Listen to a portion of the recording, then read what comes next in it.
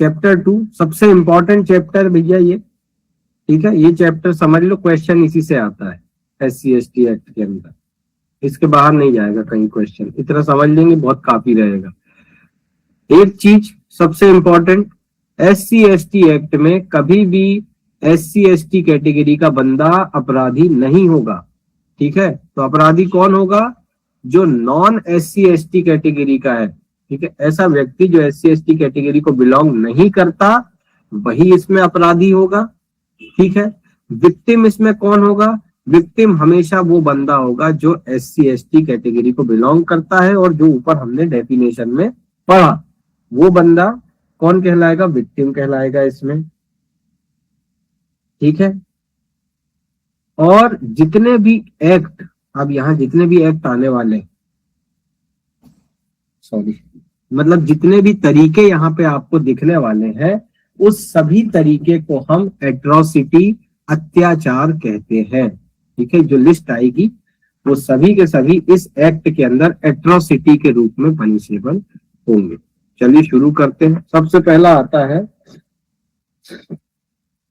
Forced इनएडिबल substances.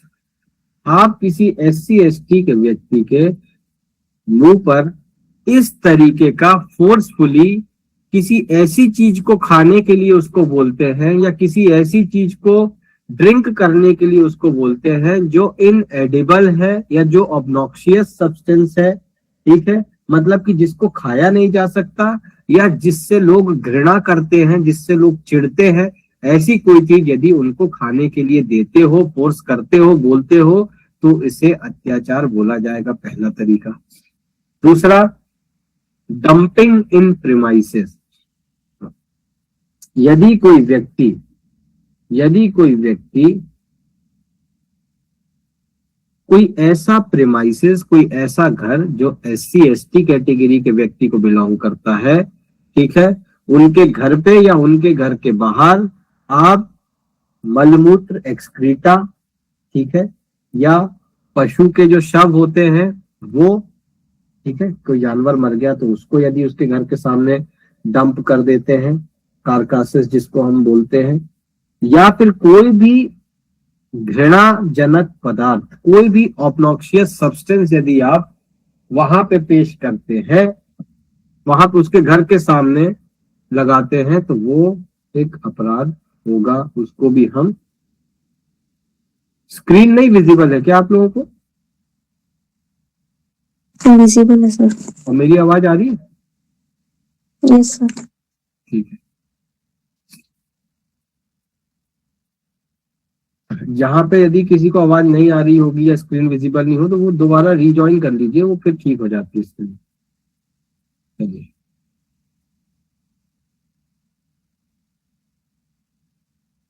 हाँ, तो देखो क्या बोल रहा था। डंप यदि आप कर दे उसके डोर पे या उसके प्रेमाइसेस में, यदि एक्सक्रीटा, सीवेज और कारकासिस, ठीक है, या ऑब्नॉक्सियस सब्सटेंस, ऐसे सब्सटेंस मतलब मलमूत्र और मल या पशु के शव या कोई भी अन्य घृणाजनक पदार्थ आप उसके घर के सामने, उसके प्रेमाइसेस पे डंप करते हैं, तो भी वो उसके खिलाफ एट्रोसिटी हो जाएगी। इसके बाद डंपिंग इन नेबरहुड, इंजरी कॉज करने के लिए, इंसल्ट करवाने के लिए, या SC/ST के मेंबर को अनॉय करने के लिए, ठीक है, इंजरी कॉज करने के लिए या इंसल्ट करने के लिए या SC/ST के मेंबर को अनॉय करने के लिए, यदि आप कोई वेस्ट या कोई एक्सक्रीटा, ठीक है, वहां पे डंप करते हैं, ठीक है, कोई वेस्ट या कोई एक्सक्रीटा, कोई मटेरियल, ठीक है, उसके नेबरहुड में डंप कर देते हैं, ठीक, उसके पड़ोस में रख देते हैं, तो भी ये उसकी, जहां पे इंटेंशन, लेकिन क्या बोल, उसके घर पे ही कर रहे हो तब तो कोई इंटेंशन नहीं चाहिए, लेकिन उसके पड़ोस में कर रहे हो तो क्या इंटेंशन होगा? उसको इंसल्ट करने के लिए, उसको नीचा दिखाने के लिए, इंजरी पहुंचाने के लिए, तो एट्रोसिटी हो गया। इसके बाद पब्लिक ह्यूमिलिएशन, उसको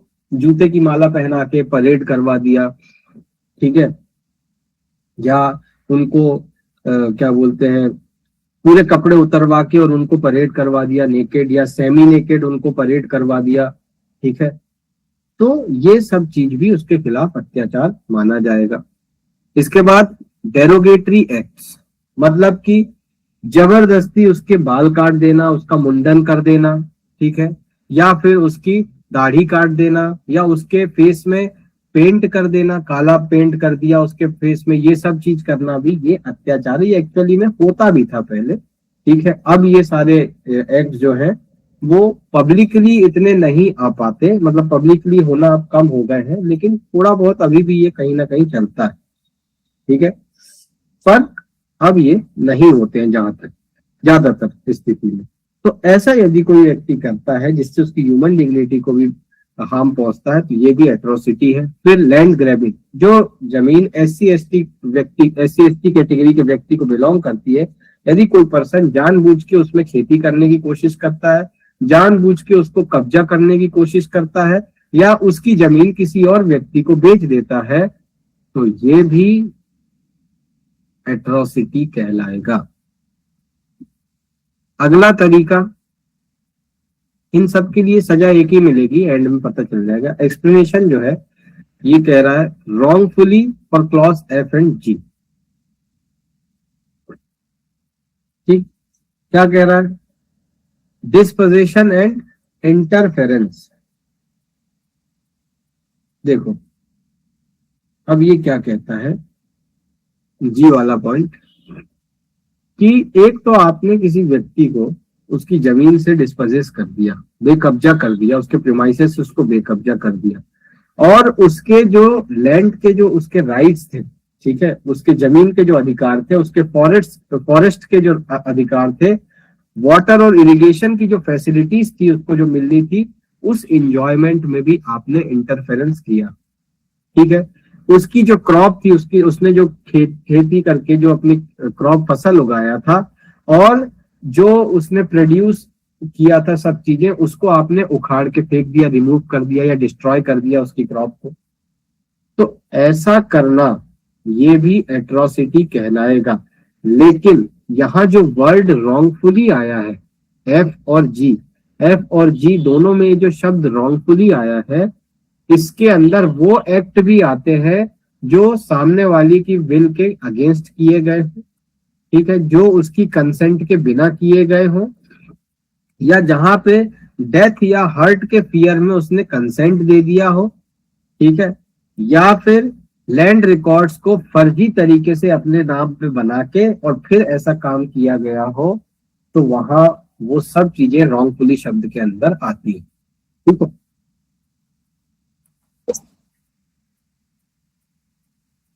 सॉरी, अब देखो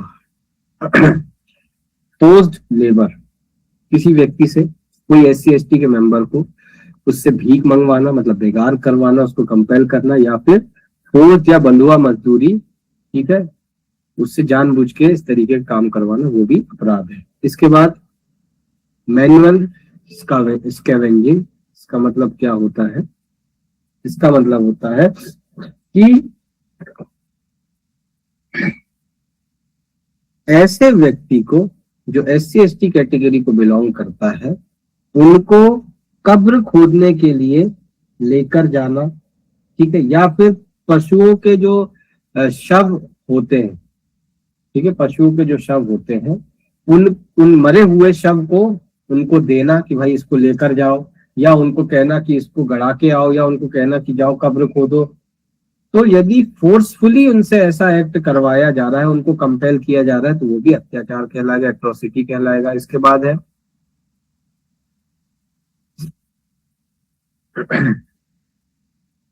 इसके बाद आता है आपका manual scavenging.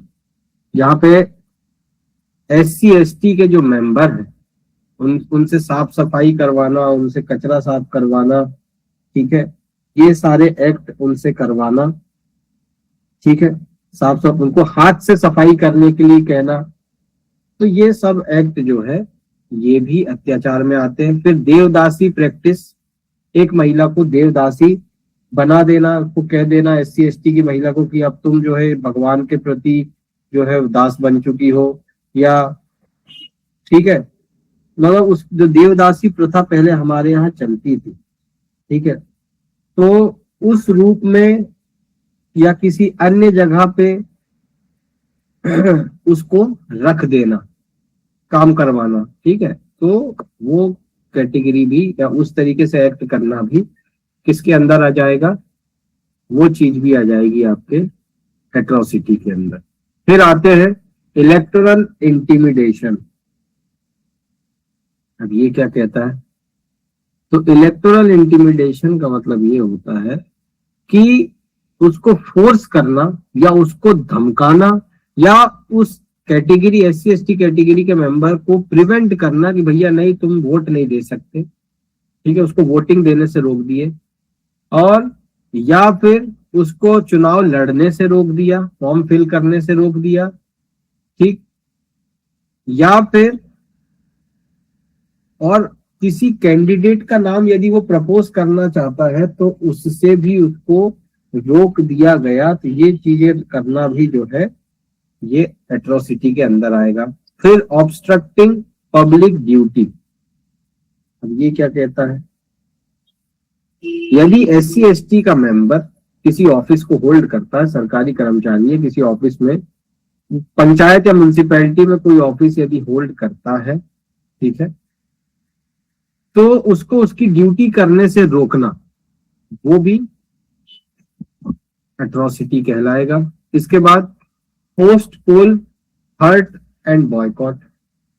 Post poll violence and boycott, ये क्या होता है, जब इलेक्शन हो गए, इलेक्शन होने के बाद उन्हें हर्ट करना, उनके साथ असॉल्ट करना, उन्हें धमकियां देना, ठीक है, और उनका सामाजिक बहिष्कार या इकोनॉमिक बहिष्कार कर देना, उनका आर्थिक बहिष्कार, सामाजिक बहिष्कार कर देना या ऐसा करने की धमकी देना, ठीक है, और बोलना कि तुमको हम पब्लिक सर्विसेज जो है वो भी प्रोवाइड नहीं करेंगे चुनाव होने के बाद, तो ये भी एट्रोसिटी है। फिर ऑफेंस फॉर वोटिंग चॉइस, यदि उनसे, ठीक है,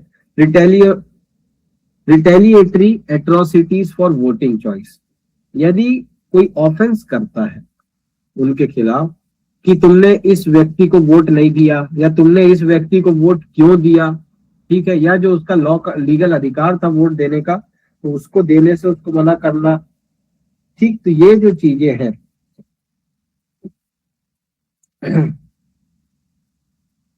वो भी एट्रोसिटी के अंदर आएगी।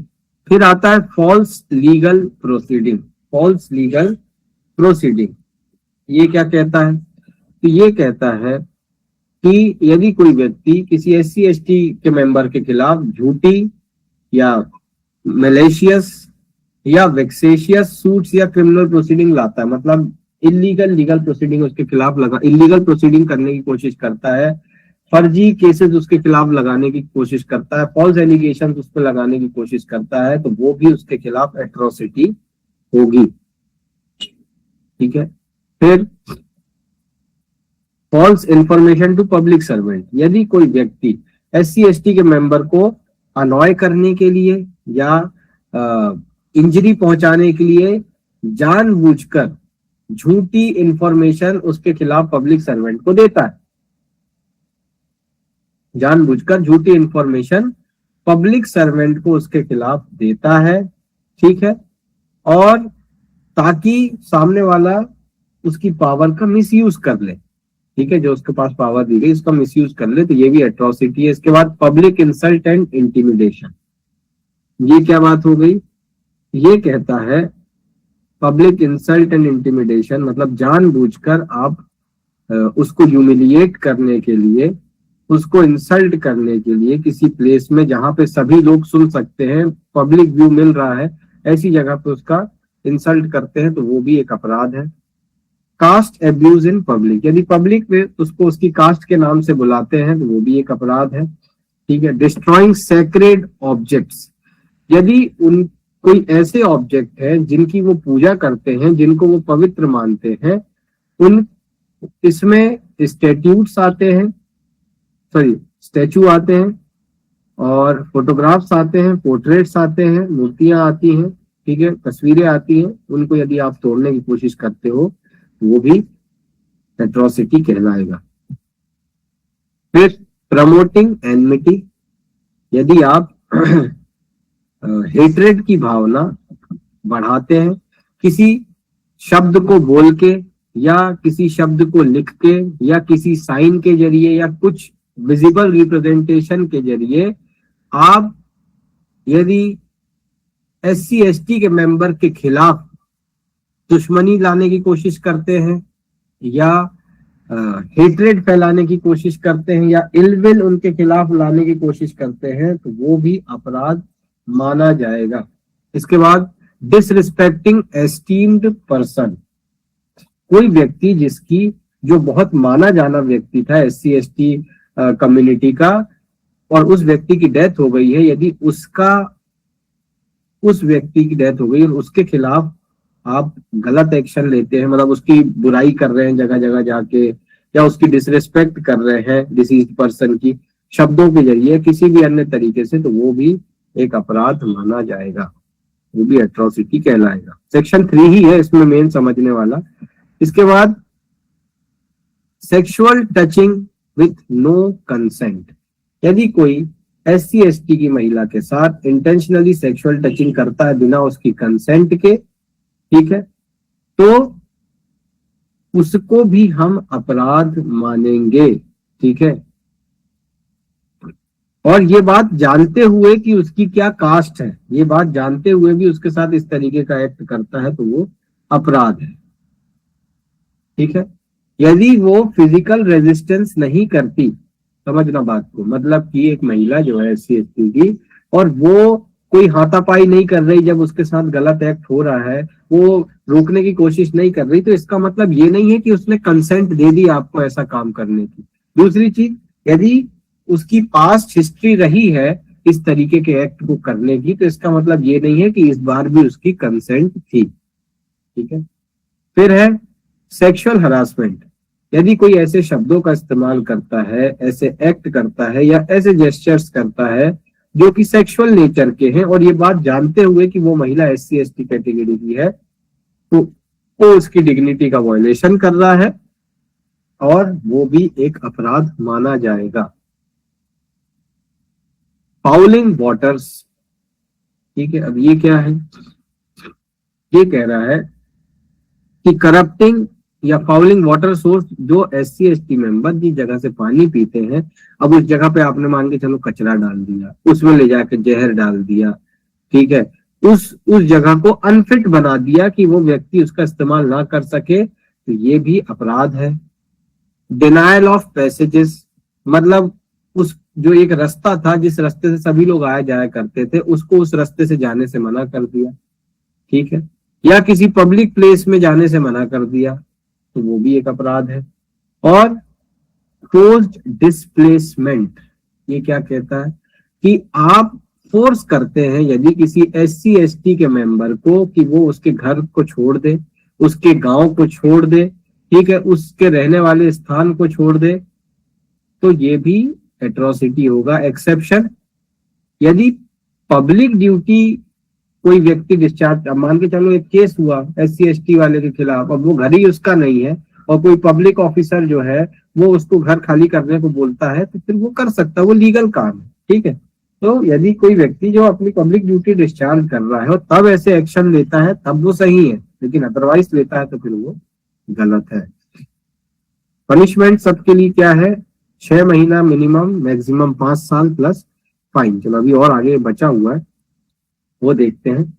ये कह रहा है denial of equality in public life, ठीक है, वो जो अपने पब्लिक लाइफ को जी रहे हैं उस लाइफ को जीने नहीं देना, इक्वलिटी में उसको नहीं रखने देना, इक्वलिटी में उसको रहने नहीं देना, ठीक है। पहला Z है obstruction in use of public and social facility, उसको सामान्य जो हर व्यक्ति जिस फैसिलिटी को यूज करता है उस फैसिलिटी को उसे इस्तेमाल करने ना देना, ठीक है। ऑब्स्ट्रक्ट रोकना या प्रिवेंट करना उसको ऐसे अधिकारों करने, जैसे जो कॉमन रिसोर्सेस हैं, जैसे पानी, कोई तालाब है, कोई नदी है, कोई कुआं है, रोड है, ठीक है, और किसी की डेथ हो जाती है तो जो ग्राउंड शमशान घाट है, ठीक है, और बाथिंग घाट जो होते हैं, ठीक है, और जो पब्लिक कन्वेंस की जितनी भी चीजें होती हैं उस चीज को उसे करने नहीं देना, उसका इस्तेमाल करने नहीं देना, वो एट्रोसिटी हो गया। सोशल डिग्निटी एंड कस्टम, जैसे गाड़ी चलाने से उसको रोकना, नए कपड़े और नए जूते पहनने से रोकना, ठीक है, और जो बारात निकालते हैं तो बारात निकालने से भी उसको रोक देना, ये भी एट्रोसिटी कहलाएगा। रिलीजियस राइट्स, मंदिरों में आने से मना करना, रिलीजियस, सोशल और कल्चरल प्रोसेस, मतलब जो यात्राएं निकलती हैं, जो सामाजिक यात्राएं निकलती हैं, जो धार्मिक यात्राएं निकलती हैं, जो कल्चरल प्रोसेसेस होती हैं, इन सब में भाग लेने से रोकना, ठीक है। पब्लिक सर्विस एंड प्लेसेस, किसी एजुकेशनल इंस्टीट्यूट मतलब स्कूल कॉलेज इनमें एंटर करने से रोकना, हॉस्पिटल में जाने से रोकना, दुकानों में जाने से रोकना, ठीक है। जो पब्लिक एंटरटेनमेंट की प्लेसेस, सिनेमा हॉल हो गया, गार्डन्स हो गए, इन जगह पे जाने से रोकना, और जो पब्लिक यूटेंसिल्स हैं, जो बर्तन जिसमें सभी लोग खाना खाते हैं, ऐसा बर्तन इस्तेमाल करने से भी रोकना, यह भी एट्रोसिटी कहलाएगा। इकोनॉमिक राइट्स, कोई प्रोफेशन, कोई काम करने से मना कर देना, किसी धंधे को करने से मना कर देना, ठीक है, कोई ट्रेड करने से, कोई बिजनेस, कोई एम्प्लॉयमेंट करने से उसको रोकना, उसके इकोनॉमिक राइट्स को भी रोकने की कोशिश करना, डिनायल करना, तो वो भी एट्रोसिटी कहलाएगा, ठीक। इसके बाद आता है आपका सुपरस्टिशियस वायलेशन, यानी कि विचक्राफ्ट एलिगेशन, हार्म रोकना, और जो विचक्राफ्ट एलिगेशंस इनके खिलाफ लगाए जाते हैं, मतलब कि जो ये बोला जाता है कि तुम जादू टोना करते हो या तुम डायन हो, ठीक है, तो बिना किसी क्राइम को करे और उनको डायन कह देना और उनको जादू टोना करने वाला कह देना, इस तरीके की प्रैक्टिस करने वाला कहना भी, ये भी एक अपराध है, एट्रोसिटी है। और ZC and social and economic boycott, ठीक है, तो ये क्या कहता है कि कोई अनुसूचित जाति, अनुसूचित जनजाति के किसी व्यक्ति या कुटुंब या उसके किसी समूह का सामाजिक या आर्थिक बहिष्कार करेगा या ऐसा करने की धमकी देगा, तो वो भी वर्जित है, वो भी प्रोहिबिटेड है। तो अब ये ऊपर से लेके नीचे तक ये जो लंबी चौड़ी लिस्ट आपने पढ़ी, ऐसे किसी भी एक एक्ट को भी यदि आप कर देते हैं SC ST के मेंबर के खिलाफ, मैं आपको नहीं बोल रहा हूँ, सामान्य बोल रहा हूँ, यदि कोई व्यक्ति कर देता है तो उसे मिनिमम 6 महीनों की, मैक्सिमम 5 साल की प्लस फाइन की सजा दी जाएगी, ठीक है। अब आगे बढ़ते हैं, सेक्शन 3(2) भी दे रखा है इसमें, ऑफेंसेस ऑफ एट्रोसिटी, मतलब अब ये है एग्रावेटेड फॉर्म ऑफ ऑफेंस, ठीक है, एग्रावेटेड फॉर्म, पॉक्सो में पढ़ते हैं ना, पेनिट्रेटिव सेक्सुअल असॉल्ट, फिर एग्रावेटेड पेनिट्रेटिव सेक्सुअल असॉल्ट, तो अब वही चीज यहाँ पे भी आ गई कि अभी जो ऊपर अपराध पढ़े वो तो कॉमन थे, अब उसी का और सीरियस नेचर, उसी का एग्रावेटेड नेचर। खास बात जो हमको याद रखना, क्वेश्चन फिर से पूछ रहा हूं मैं कि एक्यूज्ड कौन बन सकता है इस एक्ट के तहत, अपराधी कौन बनेगा? जो ST SC नहीं है, जो नहीं है। और विक्टिम कौन बनेगा? जो SC ST है। बिल्कुल। तो देखो क्या कह रहा है, clause 1, false evidence for capital offence, ठीक है, ये क्या कहता है? ये कहता है कोई व्यक्ति यदि फॉल्स एविडेंस दे देता है या फॉल्स एविडेंस फैब्रिकेट करता है और वो इस बात को जानता है कि ऐसा करने से किसी SC ST के मेंबर को डेथ पेनल्टी दी जा सकती है, ठीक है, ठीक है, किसी ऐसे मेंबर को डेथ पेनल्टी दी जा सकती है। तो यदि नहीं दी गई, ठीक है, डेथ पेनल्टी यदि नहीं दी गई तो फिर ऐसे में लाइफ इम्प्रिजनमेंट और फाइन की सजा है। और यदि उस इनोसेंट पर्सन को डेथ पेनल्टी दे दिया, एग्जीक्यूट हो गई वो डेथ पेनल्टी, तो फिर उसे भी मृत्यु दंड की सजा, ऐसा फॉल्स फैब्रिकेट करने वाले व्यक्ति को भी जो है डेथ पेनल्टी की सजा मिलेगी।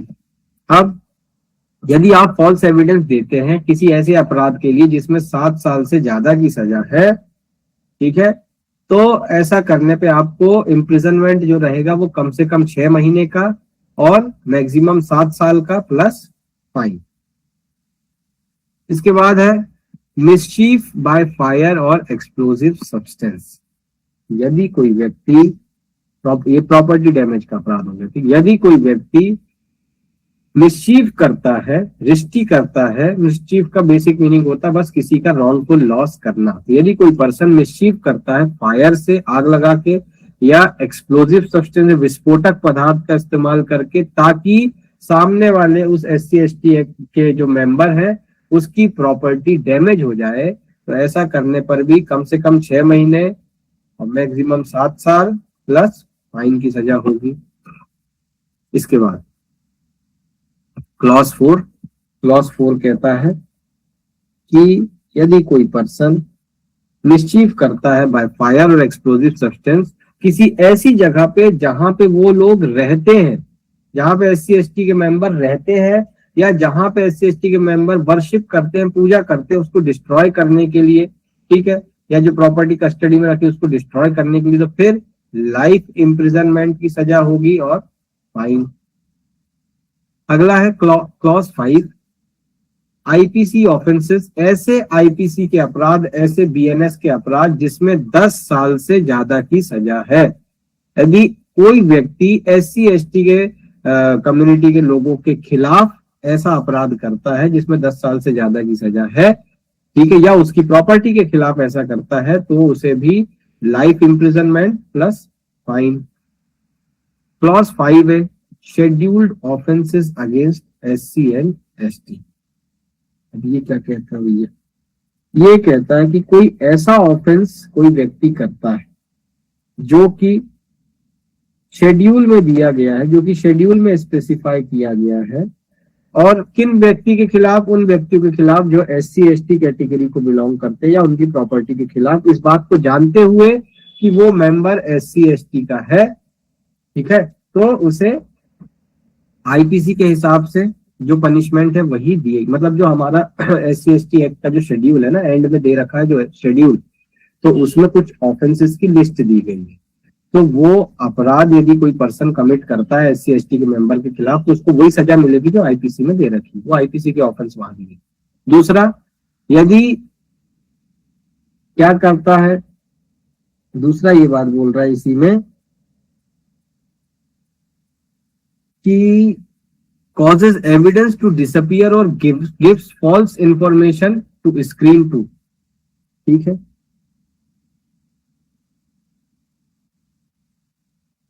एक सेकेंड।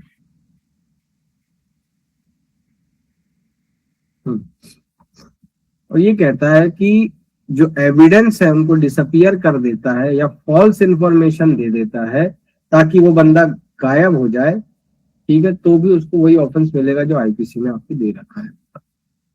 अब है 6 स्क्रीनिंग ऑफेंडर या डिस्ट्रॉइंग एविडेंस। यहाँ पे है वो, वही मेरे को कंफ्यूजन हो रहा था, वो 6 वाला पार्ट था ऊपर जो था।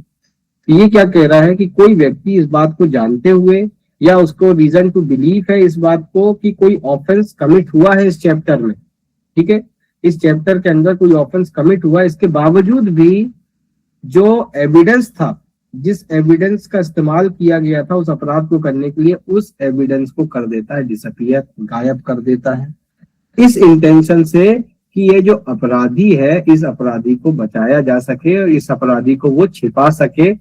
तो ऐसा करना भी अपराध है और इसमें वही सजा मिलेगी जो ऑफेंस आपने ओरिजिनली कमिट किया होगा, ठीक है, जो अपराध उसने किया होगा उसकी सजा मिल जाएगी इसमें भी, चाहे आप स्क्रीनिंग कर लो, उस पर छिपा लो। अगला है ऑफेंसेस बाय पब्लिक सर्वेंट। यदि कोई व्यक्ति जो पब्लिक सर्वेंट है और पब्लिक सर्वेंट होने के बाद इस सेक्शन के अंदर, इस चैप्टर के अंदर अपराध करता है, तो उसको कम से कम 1 साल और बाकी सब में था कम से कम 6 महीने, इसको कम से कम 1 साल और मैक्सिमम जितना ओरिजिनल पनिशमेंट में दिया गया उतनी मैक्सिमम सजा मिलेगी। अब हम लोग आते हैं सेक्शन 4। सेक्शन 4 कहता है punishment for neglect of duties. SC/ST act के अंदर ये क्या कहता है? ऐसे पब्लिक सर्वेंट जो नॉन SC/ST कैटेगरी के हैं, ठीक है, पब्लिक सर्वेंट के लिए ये सेक्शन। ऐसे पब्लिक सर्वेंट जो नॉन SC/ST कैटेगरी के हैं और वो जानबूझकर अपनी ड्यूटी नहीं करते या नेग्लिजेंस करते हैं अपनी ड्यूटी को करने में, उनके खिलाफ सजा। तो सबसे पहले देखो कि क्या ड्यूटीज उनको दी गई है जो उनको परफॉर्म करना है। ठीक है, तो हाँ, उनके खिलाफ सजा भी वही है कम से कम। अभी चलो वो देख लेंगे। तो देखो मैंडेटरी ड्यूटीज क्या है उनकी। पहला, FIR रजिस्टर करना या कंप्लेंट रजिस्टर करना। जैसे ही वो बोले इमीडिएटली उसको रजिस्टर कर लेना, ये पहली उसकी ड्यूटी है। दूसरा कि सॉरी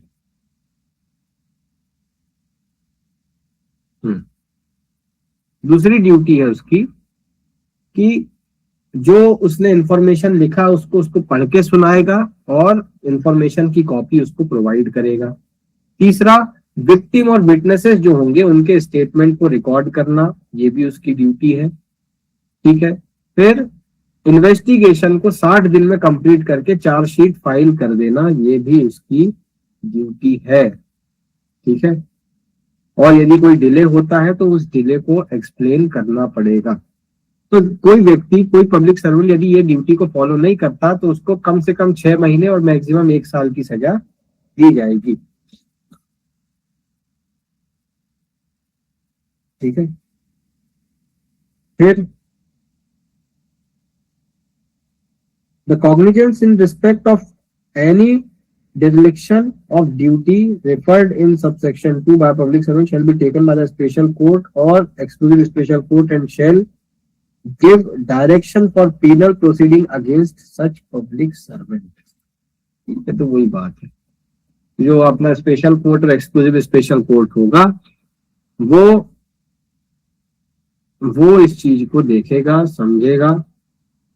ठीक है, दूसरी चीज वही कॉग्निजेंस लेगा इन मामलों में और पिनल प्रोसीडिंग को डायरेक्शन देगा।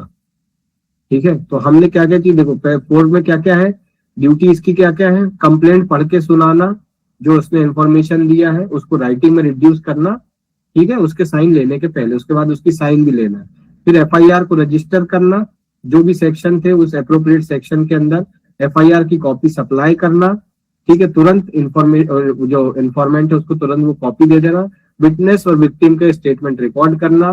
60 दिन के अंदर अंदर जो है वो चार्जशीट बना के पेश करना। Special court, exclusive special court में इन्वेस्टिगेशन कंडक्ट करना।